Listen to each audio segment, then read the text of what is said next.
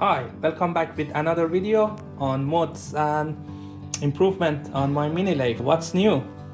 The top of the list, I remachined the cross slide, saddle and the compound, new tool post with a new nut, and also added a new drawer bolt from the top for putting the tension on the flat bars under the saddle that it holds or to grab the bed.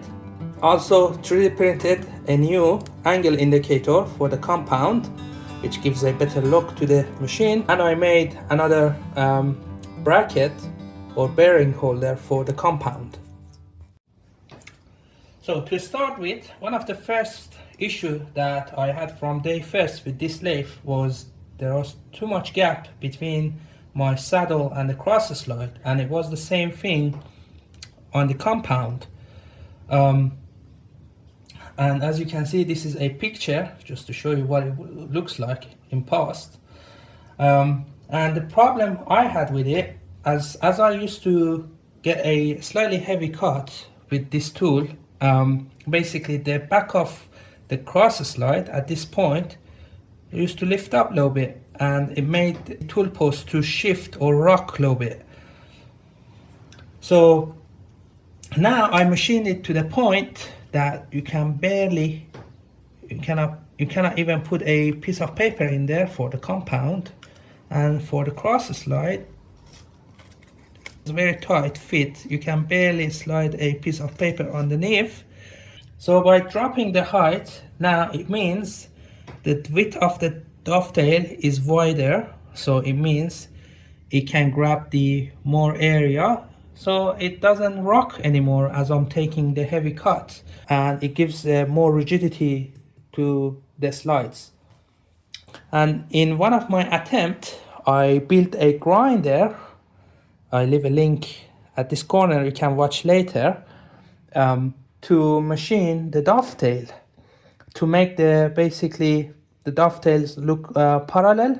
And the issue also was my cross slide wouldn't go straight.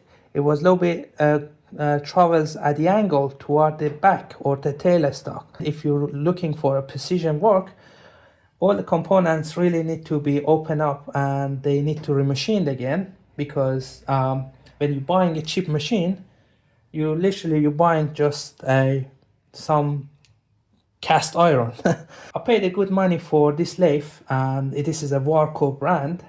And embarrassing, when I opened it the first time and I look at underneath, there wasn't mark of any machining. It wasn't. I could tell they poured a molten cast iron down to some mold, and literally by the file or by the hand, just a little bit rough cut it or just finish it off and put it on the machine, and that's they call it a lathe. Good machines are expensive because they use a good material and they put a lot of time to basically make everything to the tight tolerance nice and square, something that you're never gonna get with the cheap lathes. Right, so back to the machining. Drop the height.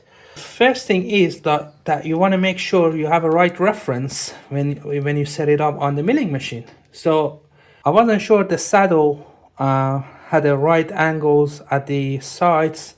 So what I did, I stick a piece of magnet on the side of the saddle and stick a piece of flat bar or parallels, which is very precise, and I used a shim or papers and collect it in to make sure it's basically it's square, it's flat from the side and top.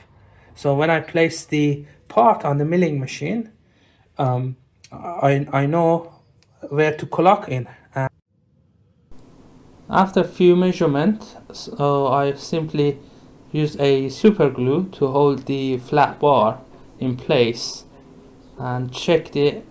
As you can see, that's how it is. So on the milling machine, what I did, simply clocked in the vise and also clocked in the saddle to make sure everything is right and square, and I start machining the part.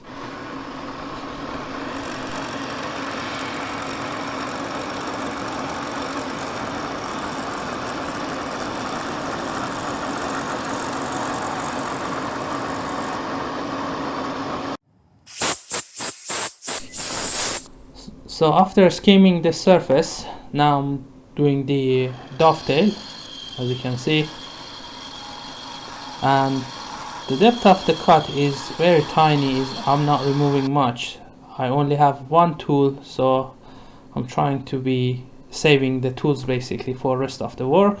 And after I'm done the dovetail, I start doing the bottom, and these two edge at the both end are where the plate underneath the saddle holds the saddle on the lathe basically.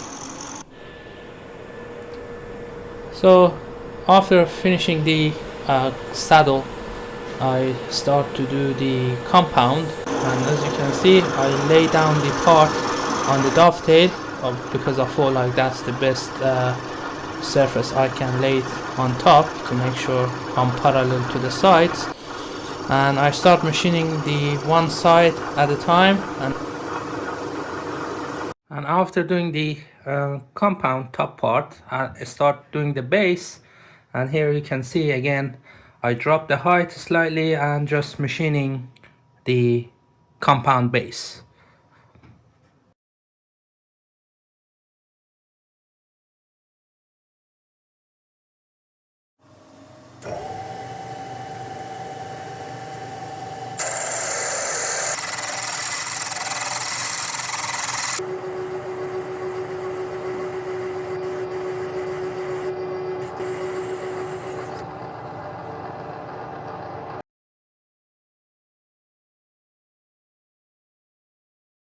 Now you can tighten this plate from the top, and also as you can see there is a dowel pin in place. I mean, it wasn't necessary to have them on, but I just put it so it reduced the play into the plates.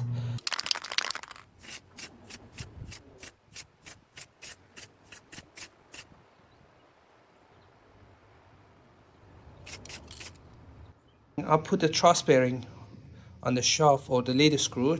If you're tightening the gibby strip, so it's slightly hard to go back and forth, and having those truss bearing on your lead screw basically it makes it easier to spin.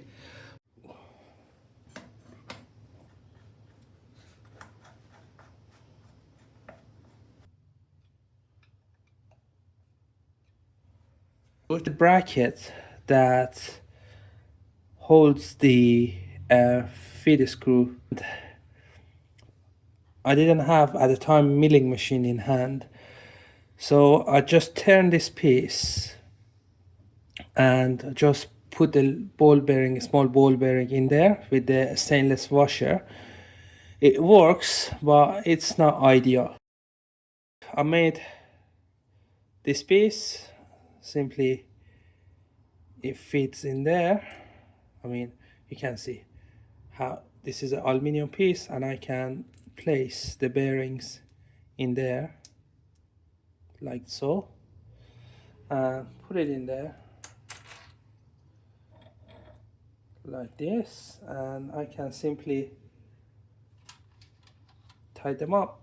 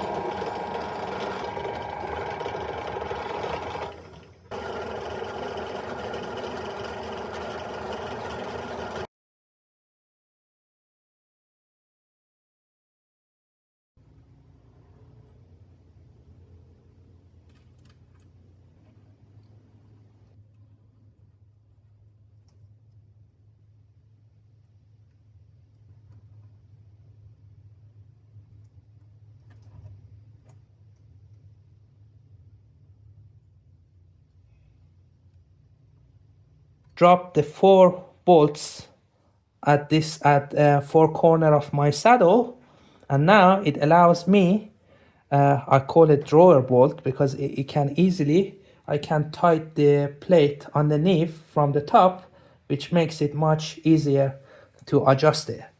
I machined a new tool post that made out of the high carbon steel. Very good material. It's very difficult to machine it. And also I made a nut that sits on top with the low slide handles in between. And I can now easily undo the tool post and open it up and tighten it up. It doesn't need any tools again. And the reason I made it this way, because sometimes you need to tighten up certain bolt, and this handle might get on the way, and now you can slide it left to right and simply you can access the bolts. I machined this tool post to the this is a dedicated tool post for this lathe because I machined it based on my tools, and now all the tools can simply drop in and tighten up. It doesn't need to be adjusted. Literally set up all my tools without any adjustment. You can see if I zoom in, it is right on the center of the drill. Doing all the machining and modification or upgrade, whatever you call it, it does a massive difference to the machine. It makes it more rigid, and I can take a better cut with the lathe. There is a lot more to do with this lathe. It's still not done, but I finished this video right here. And if you got something from this video, don't forget to give me a like. If you didn't like it, give me a dislike and leave me a comment. Let me know what you think, and thanks for watching.